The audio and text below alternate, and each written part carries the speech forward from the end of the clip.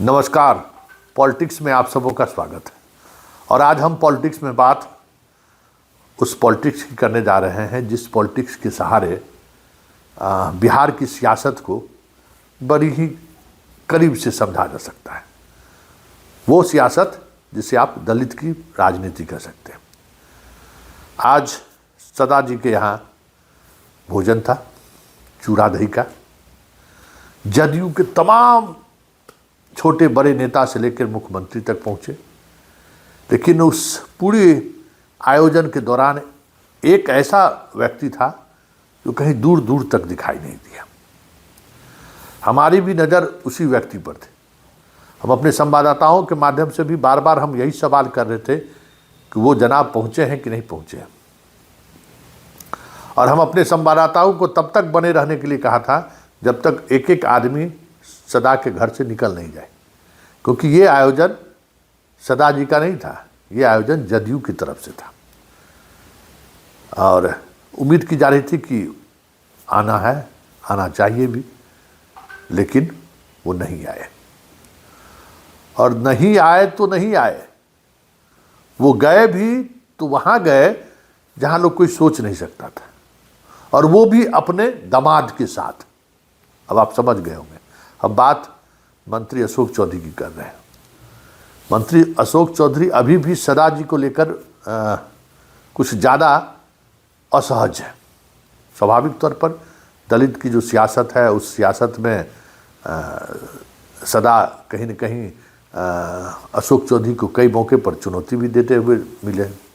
और चुनौती वैसा चुनौती नहीं, पार्टी में टिकट लेने से लेके, मंत्री पद पाने से लेके, और अब मंत्री नहीं है फिर भी जिस मजबूती के साथ वो नीतीश के साथ डटे हुए हैं और जिस वफादारी के साथ डटे हुए हैं, वो कहीं न कहीं अशोक चौधरी को असहज कर दे रहा है। क्योंकि अशोक चौधरी के बढ़ते हुए मनोभाव को, या कहें कि उनका जो महत्वाकांक्षा बढ़ रहा था ना, उसी महत्वाकांक्षा को रोकने के लिए कहीं न कहीं नीतीश कुमार ने सदा जी को आगे लाया था पिछली बार।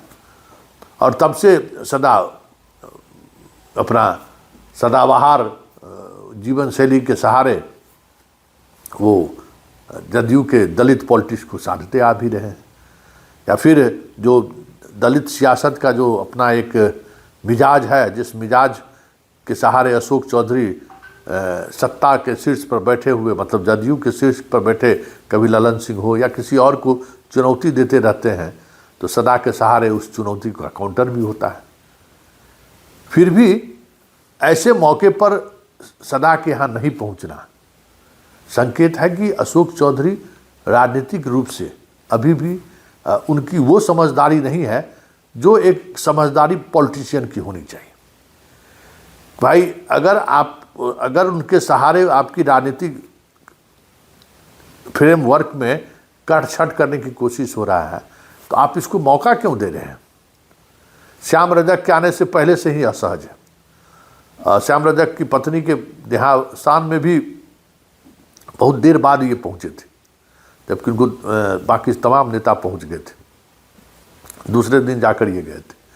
तो व्यक्तिगत जीवन में या फिर सार्वजनिक जीवन में कुछ चीज़ें ऐसी होती हैं पॉलिटिशियन के लिए कि अंदर कुछ भी रहे, बाहर से हमें सौहार्दपूर्ण दिखाते रहना है। कहीं न कहीं ये अशोक चौधरी इस कला के माहिर तो नहीं है, और सदा के कार्यक्रम में नहीं आके क्या संकेत देना चाहते थे वो बेहतर समझ सकते हैं। लेकिन इतना तो तय है कि जदयू के अंदर की जो जदयू पॉलिटिक्स, मतलब दलित पॉलिटिक्स है, उस पॉलिटिक्स में सदा तो अब इन पर भारी पड़ गया है। आज के आयोजन से सदा ने दिखा दिया कि भाई नेता तो हम ही हैं। और जिस तरीके से उन्होंने नीतीश का स्वागत किया और नीतीश को लेकर जो बातें कबीर के सहारे साधने की कोशिश की, तो सिर्फ दलित पॉलिटिक्स ही नहीं, कबीर के सहारे उस पॉलिटिक्स को भी उन्होंने साध दिया जिस पॉलिटिक्स की चर्चा कभी कभी गाहे बगाहे बिहार में हो जाया करता है। क्योंकि कबीर पंथी बहुत सारे लोग हैं, बड़ी संख्या, लाखों लाख संख्या है कबीरपंथी का मिथिलांचल में, और उस पर बीजेपी की पकड़ किसी दौर में बड़ी मजबूत हुआ करता था। उस पकड़ को कहीं न कहीं सदा ने प्रभावित किया है। उस समाज में जदयू के विचारों को रखने वाला इकलौता नेता था, और जो अब धीरे धीरे उसके कैनवास बड़े होते जा रहे हैं।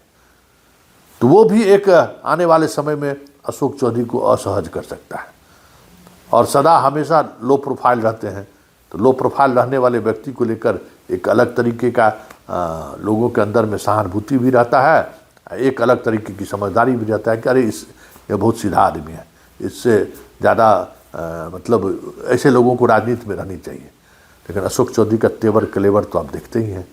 तो ये तमाम चीज़ें जो तेवर और कलेवर के बीच की जो चीज़ें हैं ना, वो चीज़ें आने वाले समय में जदयू के अंदर की जो पॉलिटिक्स है, दलित पॉलिटिक्स, उस पॉलिटिक्स में अशोक चौधरी हाशिए पर दिख जाए तो कोई बड़ी बात नहीं होगी, क्योंकि ये चूरा दही का भोज मात्र नहीं था। इस चूरा दही के भोज के सहारे बहुत कुछ संकेत भी गया है जदयू के अंदर चल क्या रहा है। जदयू के अंदर की खेमेबंदी में अशोक चौधरी के साथ कौन खड़ा है। भले फोटो खिंचाने वाले लोग अशोक चौधरी के यहाँ हर दिन दिख जाए, लेकिन विधायकों की संख्या लगातार अब उनके दरबार में जाने वाले की संख्या कम होती जा रही है। हाँ, उनके विभाग से जुड़े हुए काम के मुद्दे को लेकर जो विधायक हों चले जाएं, ये अलग बात है, लेकिन दरबारी वाली स्थिति कमज़ोर पड़ती जा रही है। और महेश्वर हजारी हो, चाहे सदा हो, श्याम रजक हो, ये सब तमाम ऐसे दलित नेता हैं जो अब धीरे धीरे अशोक चौधरी के उस दलित पॉलिटिक्स को प्रभावित करता हुआ दिख रहा है, जिसकी वजह से आज जो उनकी असहजता है उसके पीछे एक बड़ी वजह ये भी है कि ये असहजता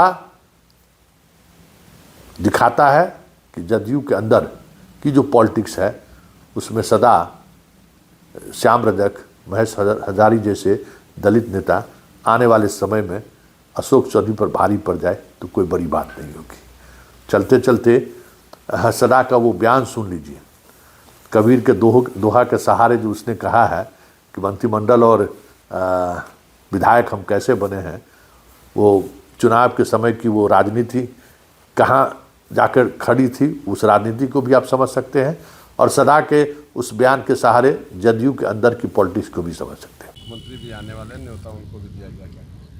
देखिए, मकर संक्रांति तो पहले सर्वप्रथम आप सभी चैनल कर्मी को धन्यवाद देता हूं। आपके जो एडिटर है या जो भी